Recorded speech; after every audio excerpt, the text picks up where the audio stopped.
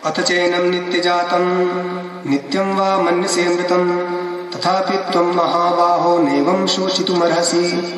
भगवान ने इतना उपदेश दे दिया कि भैया जो आत्मा नहीं मरता, न उसका जन्म होता, न कुछ नहीं, सब बता दिया।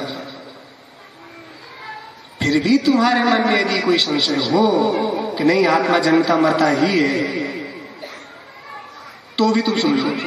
अथ चैनम नित्य जातम, यदि तुम आत्मा को नित्य जन्मने वाला और नित्यम वा मन से मृतम या नित्य मरने वाला मानते हो, तथापि तो भी तुम शोक करने योग्य नहीं हो, तुम्हें शोक नहीं करना चाहिए। आत्मा जन्मता मरता नहीं है, मैंने सारी बात बता दी। फिर भी तुम्हारी दृढ़ वासना हो कि नहीं आत्मा जन्मता है और मरता होगा, तो शायद तो मेरी बात तुम्हें पक्की समझ में आई हो तो समझ लो।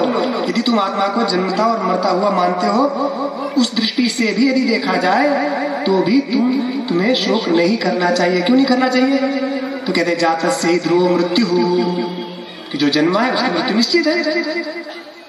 जातस्य ही ध्रुव मृत्यु ध्रुवम जन्म मृतस्य च तस्मात् अपरिहार्यर्थे न तुम शोचितुमर्हसि।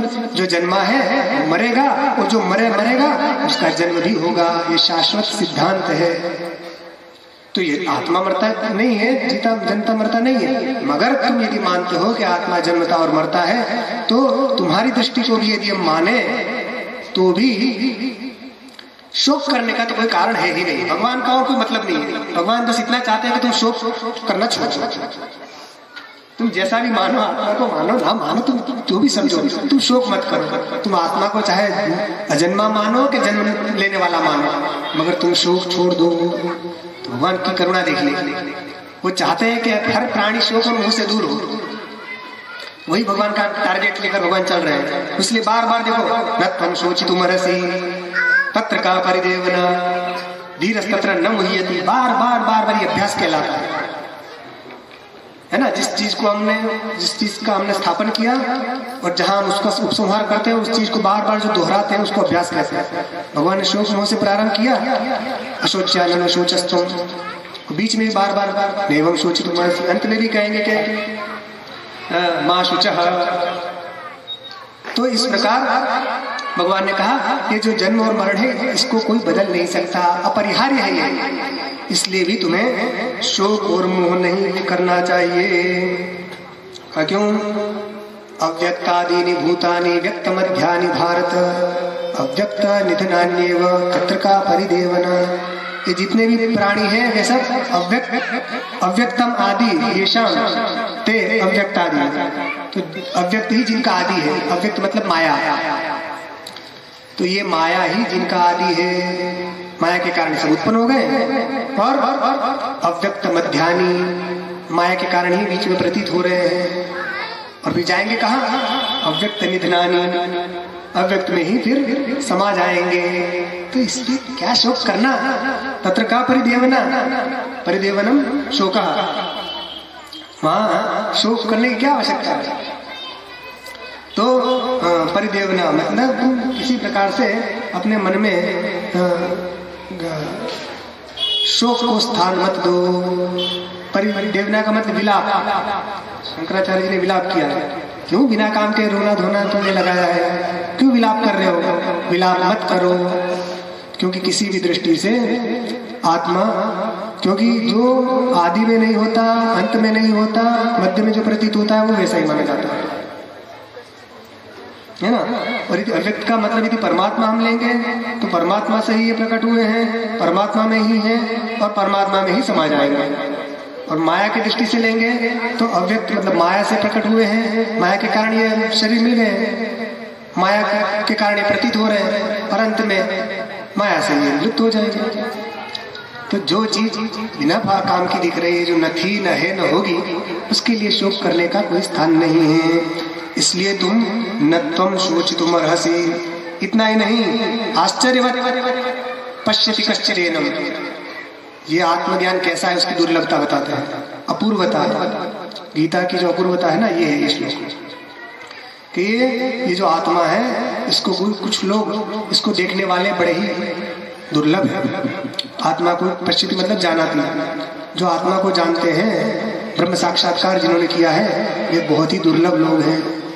बहुत ही गिने, शायद ही कोई आत्मा का दर्शन कर पाता है, अथवा तो आश्चर्य के समान है वे। आत्मा का दर्शन करने वाले आश्चर्य हैं, आश्चर्यभूत हैं, और उसका वर्णन करने वाले भी आश्चर्यवान हैं। आत्मा को देखना, आत्म साक्षात करना, यही सबसे दुर्लभ चीज है, और जानकर उसका वर्णन करना ये उससे भी कठिन कार्य है। क्योंकि जिसको आत्मज्ञान हो गया उसको क्या लेना देना संसार से, जियो मरो, प्रलय जो है बाद में होता है, अभी हो उसको कोई मतलब नहीं है।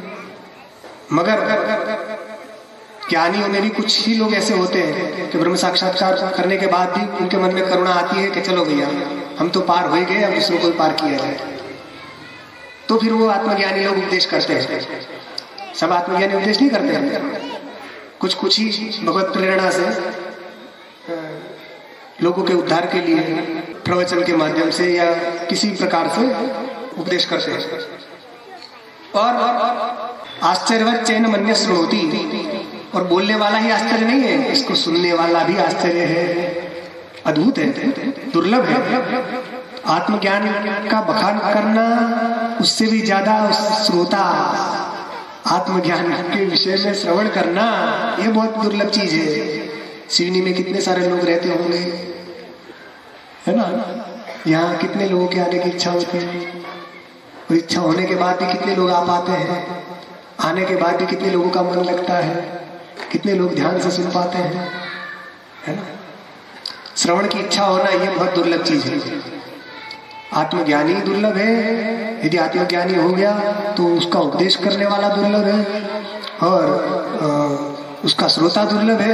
और श्रोता ही दुर्लभ इतना नहीं, सुनने तो आ गए, मगर श्रुत्वाप्येनम वेद न चैव कश्चित्, इसको सुनकर, आत्म तत्व को सुनकर उसको सही सही बुद्धि में उतारने वाला, ये बहुत दुर्लभ है। ये बड़ा आश्चर्यवान है।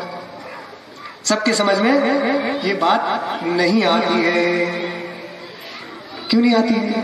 कि ये आत्म तत्व जो है बहुत गूढ़ है, इतनी आसानी से समझ में नहीं आता है। यद्यपि आत्मा सर्वव्यापक है, सब कुछ है, मगर हमारी जो वासनाएं इतनी प्रबल हो चुकी है, उसके कारण ये बातें हमें, मीठी मीठी कथाएं सुना तो कितना आनंद आता है। हाँ, संगीत चलता है ना, गाने चल रहे हैं तो उसमें आनंद आ रहा है, मगर आत्म तत्व वो अलग चीज है। वो भीड़ की अपेक्षा नहीं करता है।